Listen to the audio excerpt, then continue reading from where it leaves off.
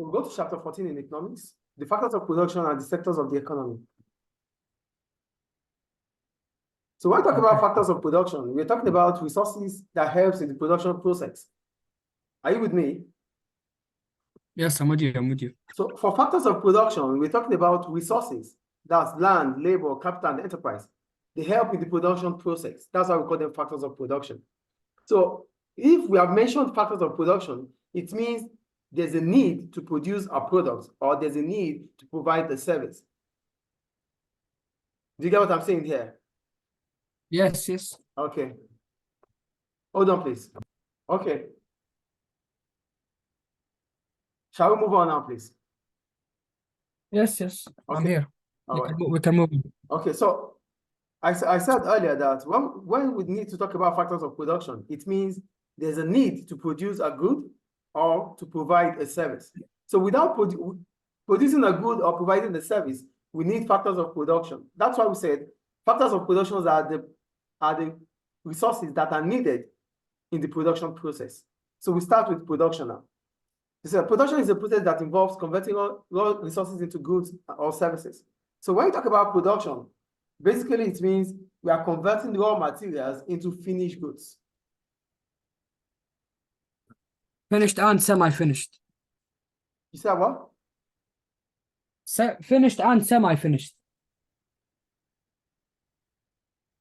Finished what? Finished goods and semi-finished goods, mister.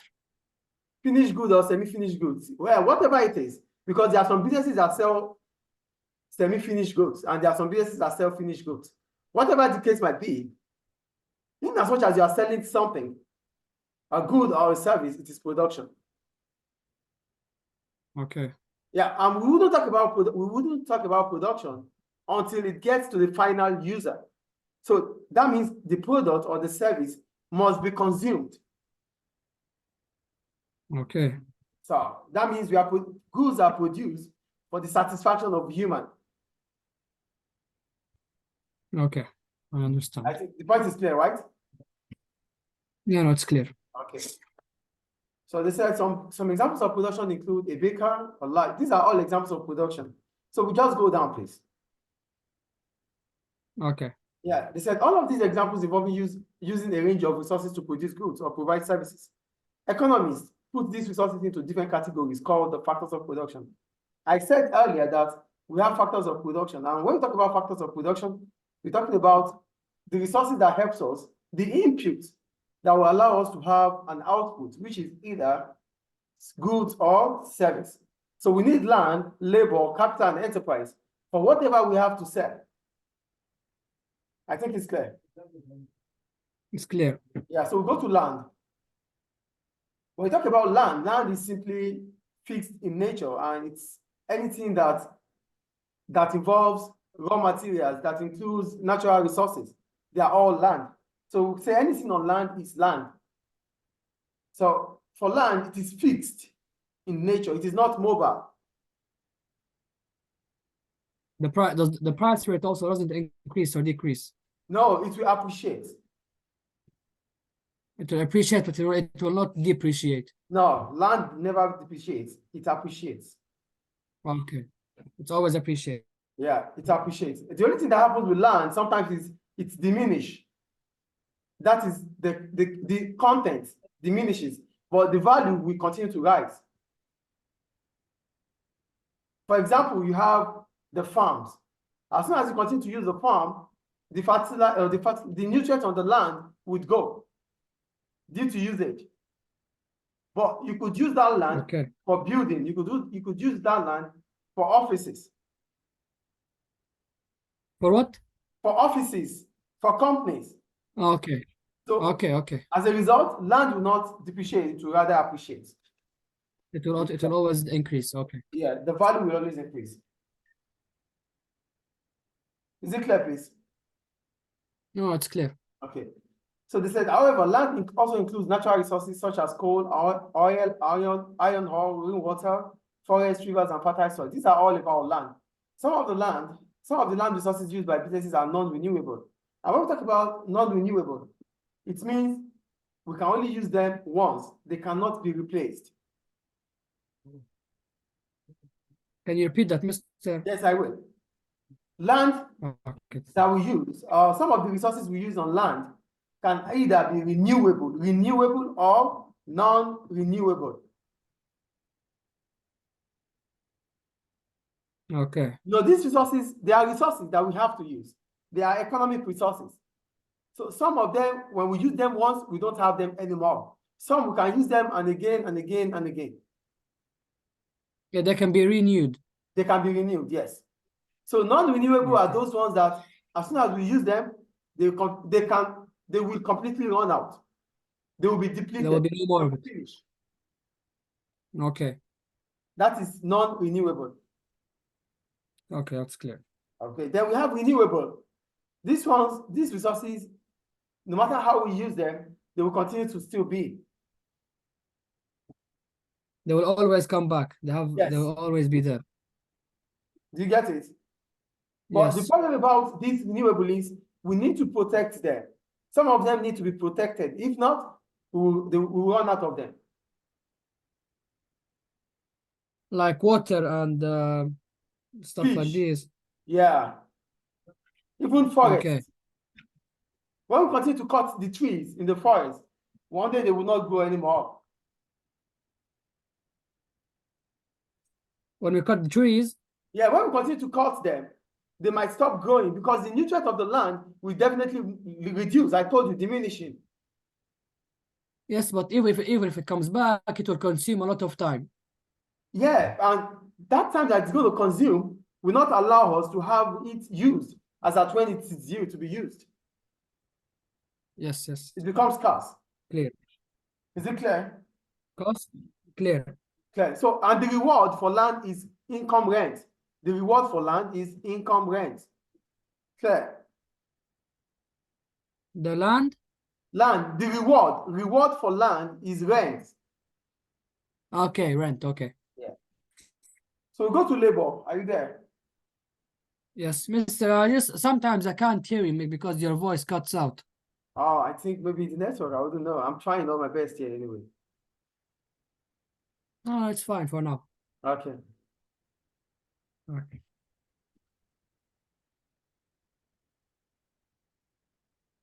Okay, so we go to labor. When we talk about labor, we're talking about human effort, physically or mentally. So our ability to do something, our ability to use whatever we have, either physically or mentally, to produce a good or service, we become labor, workers. Okay. Do you get what labor is here? Yes, sir, it's a human workforce. Human. Whether it's the Human physical effort. or mental. Either mentally or physically. Or physically. Goods or services, that is labor. Yes, okay. Clear, right? So, Clear. they said labor is the workforce in the economy. Many workers, skilled workers, and managers are all members of the nation's workforce. The quality of individual workers will vary considerably. Each worker is unique, possessing a different set of abilities, characteristics, skills, knowledge, intelligence, and emotion.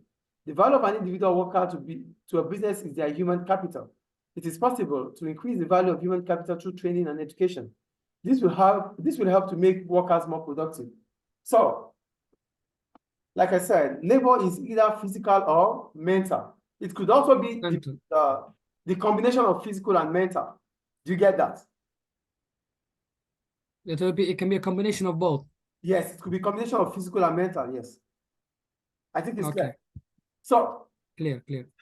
whatever we had as an employee, as a worker, whatever we had to that organization, whatever value we had is called human capital. It's clear. Do you get it? So I get it. So for us to add value to the company, to the business, we need to be trained or educated. Without education or training, they won't have the We can't add skills. value. Without education and training, we can't add value. Why? Because training allows us to know more than what we have known. They will be lacking the skills they need. Yeah, we'll be lacking the updated skills, the know-how of getting things done in the present situation. Okay. And You I get get it? it. I get it. So It's for human capital, there's no way we want to talk about human capital without training and education. That's why they said training improves the skills and the knowledge of individuals. I get it, Mister. Great. So the reward for labor is wages or salaries. Which is the result which will make them also increase the output. The reward for labor, I'm talking about the reward. What you gain for For being labor. part of the workforce is wages or salary. Okay. Is it clear? Clear. Then you mentioned of output. What do you mean by output? Output. Yes, output means you Can are you hear? producing. So how do you want to relate it with labor? That's my point. Why are you relating it with labor? The more skillful your employees, the more output they will make. Great. The more productive potential. Great. So with training and education, the output of workforce, the output of labor would increase. Thank you. I think your point is clear now. Okay. So go to capital. Yeah. When we talk about capital, we're talking about human-made resources. Human-made resources that helps in the production of goods and services. Capital is human made. Yes, human-made, yes. The laptop we're using is human-made. The phone we're using is human-made. Okay. First time I know about this, Mister. Yeah, at least you know now. No, now I know. Yeah. So, when you talk about capital, there are resources that helps in the production of goods and services. So we say capital is the wealth used to produce further wealth. Okay. You get it? So when we talk about producing wealth, it means we are using equipment, we are using machinery. These things are not natural, they are human-made. Human-made resources. Yes. So capital is human-made resources that helps in the production of goods and services. Services. Is it clear? Clear. So we have two types of capital. We have working capital and fixed capital. Working capital and fixed capital. Are you with me? I'm with you. So for working capital, we could call them circulating capital. What does it imply? It implies that these are resources and components that we continue to use in the production process. So they are working capital. That means in our production process, every now and then, we continue to use these things. Over and over again, repeatedly. Over and over. So without these things, we cannot talk about production. Okay. Do you get it? I get it. There are stocks, inventories, whatever we use in running the business, they are always working capital or circulating capital. It's the thing that makes us create the final product. Yes, that we continue to use during production process. Okay. Great. Then we have fixed capital. For fixed, they can last for more than a year with the business. Can you repeat that again, Mister? For fixed capital, they can last for over years with the business. Okay.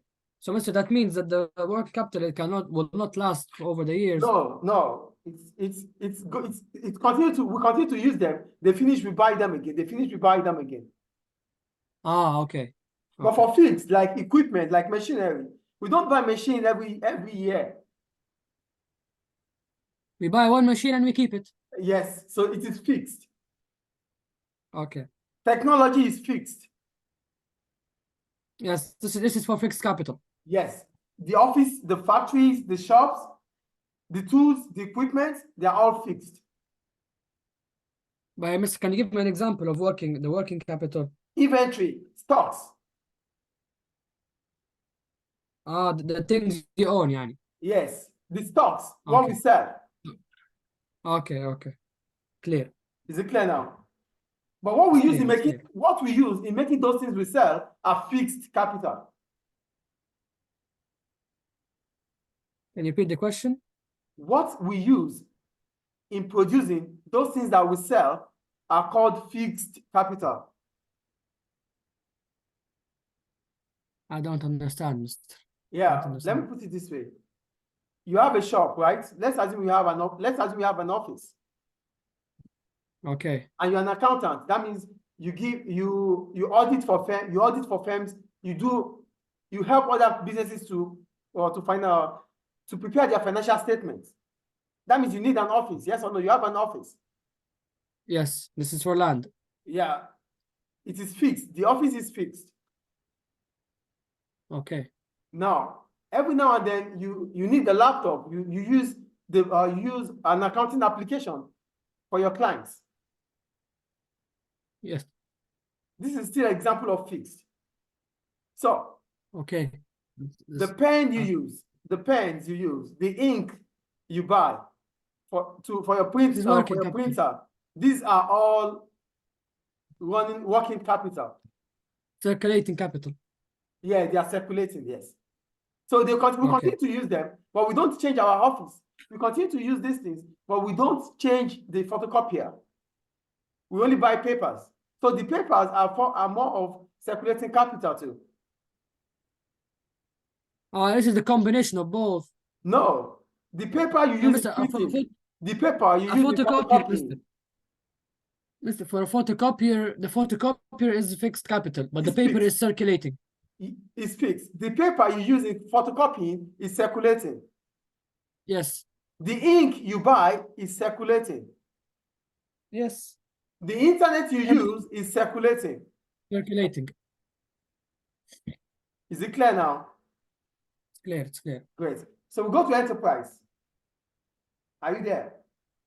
I'm here. So when we talk about enterprise is the skills, the combination of skills and knowledge of entrepreneur. The skills, the knowledge of entrepreneur is an enterprise. Okay. In business, we say enterprise is the office of an entrepreneur. That is in business anyway. The idea, the skill, and the knowledge. Yeah, in economics, it is the idea, the knowledge of entrepreneur. But in business, enterprise is the office of an entrepreneur. Okay. Do you get the difference here now? Yeah, I get the difference. When you look at it, both of them are still saying the same thing, because that office we're talking about is where the entrepreneur will sit down to use his knowledge, to use his idea. Yes or no? Yes. Great. So here, enterprise means the skills, the knowledge of entrepreneur. So who's an entrepreneur? An entrepreneur is the controller of all factors of production. Okay. Do you get who an entrepreneur is? Yes, they control all the factors of production. Yes. Like Without land, them, we people, cannot talk about production. Okay. I think it's clear. It's clear. So what do entrepreneurs do? What do they do? Number one, they come up with a business idea. That is innovation. They come up with business idea. This might involve the production of a completely new product. However, this is unusual. Most new businesses supply goods or services that are currently produced by others. That said, an entrepreneur might feel that there is a gap in the market for a slightly different product, or that it is possible to supply exactly the same product more effectively. For example, an entrepreneur might open a new restaurant in the city center where there are dozens already trading. However, a different cuisine might be offered, such as Lebanese or Malaysian. So you become an entrepreneur because you are able to look out, you are able to see a gap in the market, and you want to fill up that gap by making a business out of it. You want it to be unique. Not really. Before you go into being unique here, when you talk about uniqueness, that means you're talking about in a competitive environment. No, like, I mean something that's not being currently produced. Yes, that is a gap. That is something is missing, and you're trying to fill in that gap. That's what we call innovation. Okay, I get it's clear. You get it? So you create an initiative that would bring about selling. Okay. So for entrepreneurs, they might produce a completely new product, or they produce products in a way that it will be effectively produced. In a way that is effectively produced. For example, now, what I'm saying is this: we might, okay, there are different schools in the country, yes or no? Okay. Yeah. There is. But as an entrepreneur, you might feel that these schools are not doing well. You want to bring your own school that will do better than what they used to do.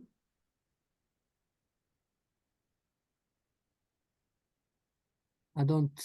You don't I get don't it. really. The first thing you can do as an entrepreneur is to create a new product. Yes or no? Yes. Or a new business. Yes or no? Yes. But that is not the only thing you could do. You could produce a better product of existing products. A better version. A better product, a better version of existing products. How do you come about Okay. it? I made the example of a school. I could start up my own school now because other schools are not doing well. Or I could start up my own school because other schools do not have what is needed in the market. They have Not producing the right other choices, information. but consumers need more choices than what they do have. So I want to increase the choices of consumers. You're giving something that's not giving produced. That's Yes, not being given. but in a competitive No. market. But the market is existing. Not like you are the one bringing it newly. I know you're producing the same product but better. But improved one. Yes, Is it clear now?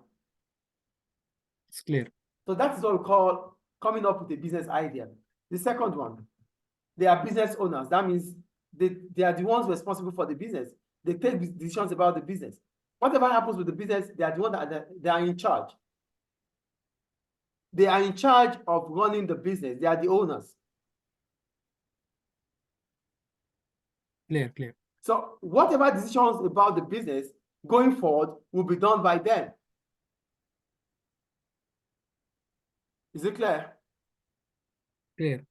Yeah, the third one. They are responsible for all the actions. Yeah, yes, they are responsible for all their actions. Whatever direction they take the business to, it's their own take. It's their own calling. Okay, it's clear. Great. Entrepreneurs are risk takers. Why do we call them risk takers? We call them risk takers because whatever they do, whatever money they have to put into the business is basically from them. Nobody is giving them money. So if the business goes down, all the money they put into the business goes down with it. All the resources goes down with it. And if it succeeds, they become popular.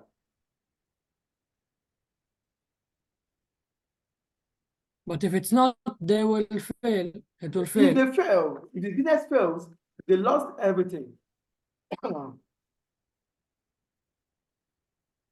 Is it clear? There's a risk to what they do. Yes, Yeah, there's a risk to what you they know do. what risk means? Risk means uncertainty that might arise.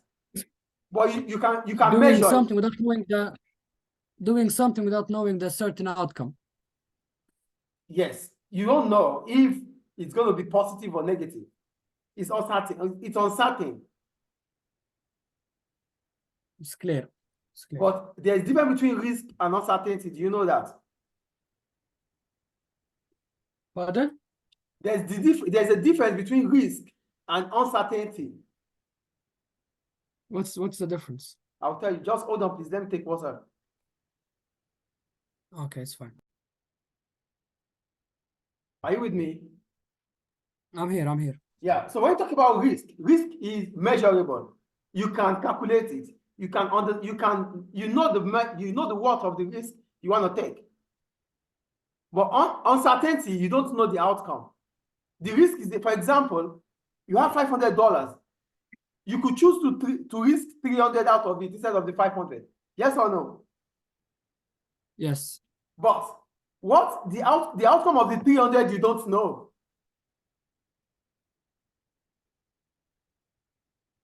There will be a risk to it. You might lose it, you might earn it back. You want to risk 300, but you don't know the outcome. Okay.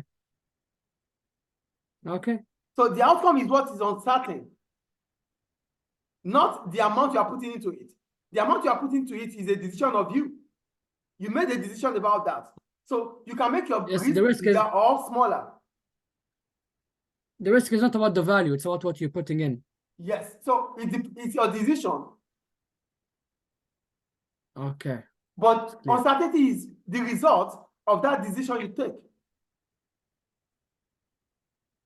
Okay, I which get you it, I don't get it. know until it comes out. Is It's it clear clear. now? It's clear, it's clear. All right. Entrepreneurs are responsible for organizing the other three factors. So they are the organizers of land, labor, and capital. Is it clear? It's clear. So we go to labor and capital intensive. Are you there? I'm here. So what's the difference between labor intensive and capital intensive? Labor intensive means the firms use more of workers than equipment.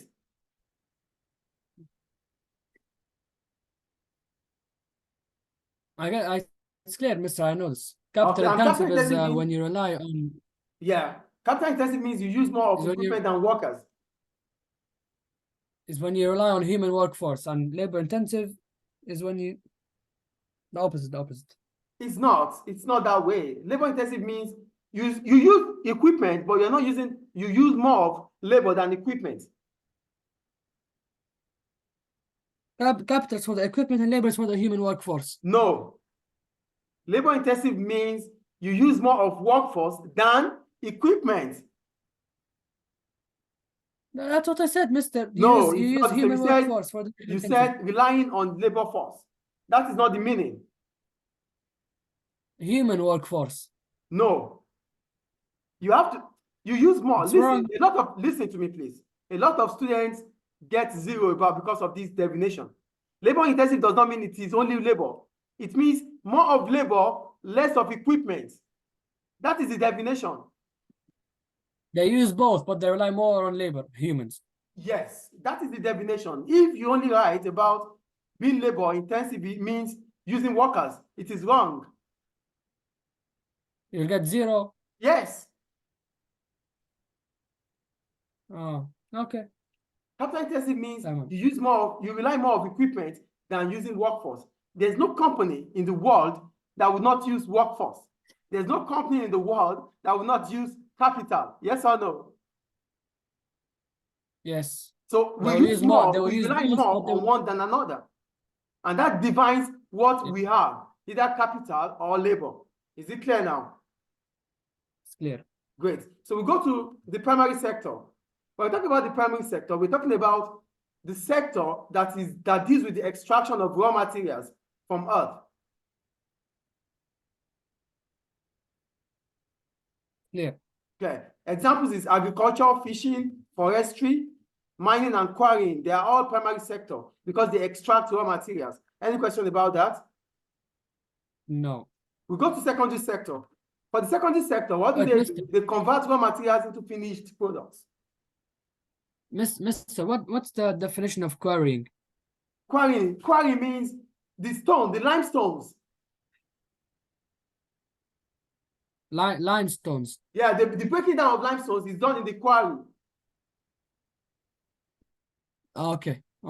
Clear? Clear. All right. The secondary sector is the sector that converts raw materials into finished goods. Example, baking, manufacturing, construction. These are secondary production. Is it clear? Clear. All right. Then we have the tertiary sector. For the tertiary sector, we're talking about the service sector, the service. Okay. We have the commercial service, is written. We have the financial service, the banking, the insurance. We have household services like plumbing, decorating, gardening, house maintenance. We have leisure, like the TV, tourism. We have professional services like the lawyers, the accountants, the doctors. And we have transportation, like train, taxi, bus, air services. I think these ones are clear. Clear. Yeah. So what are the changes in the importance of different sectors? One thing is certain, every economy would, one way or the other, rely on one sector of the economy. We rely on one sector, maybe primary or secondary or tertiary. So if an economy relies most of the economy that relies in the primary sector are developing economies or underdeveloped economies. Can you repeat, Mister? Yeah. The primary sector, which is the extraction of raw materials, the economy that uses The economy that uses this sector mostly are the developing economies. Countries that are just, especially Africa countries. The newly developed countries. Yeah, underdeveloped or developing. Okay. So as soon as they move from the primary sector to the secondary sector, they become industrialized. They become more they improve. They become industrialized. We call it industrialization. An incline in manufacturing, and it's No, like deindustrialization. no, this is deindustrialization. This is deindustrialization. No, incline, not. I'm talking about industrialization. No, listen, please. Are you with me? Yes, Mr. There's no yes, industrialization yes, here, but I'm explaining what industrialization is to you now. Okay. Industrialization means the economy is moving from the primary sector to the secondary sector.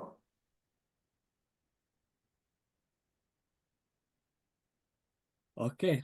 So it means before now we rely on primary extraction. Now we are converting raw materials into finished goods. This is what we do in our economy.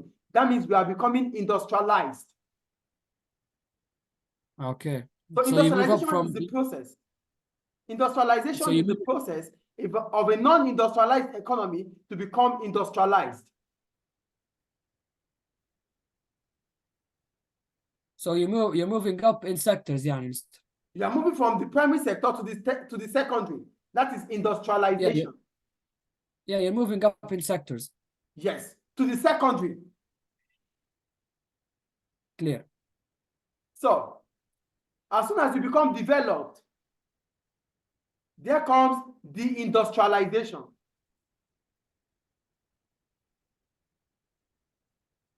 Can you repeat it again, mister? As soon as you become a developed economy, industrialization will fall. There will be decline in industrialization because you are moving to the service sector. So when you move into the service sector, it's deindustrialization. Deindustrialization, yes. Okay, clear. So countries start thinking more of services than manufacturing. Clear. So when we look at the developed economies, the developed countries, they do more of services than manufacturing. Yes or no? Yes. So that is the industrialization, the decline in industrialization. Is it clear? It's clear. So you have to know the two things about industrialization now. Industrialization means the process of changing of a non-industrialized economy to become industrialized.